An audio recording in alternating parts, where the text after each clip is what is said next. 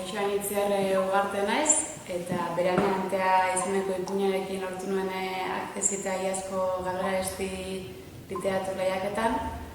Beranean Antea ipuin bat, pixkat, kostako kerrezal usain hori, baina negukoa edo bildu nahi duena, edo tono hori izan nahi duena.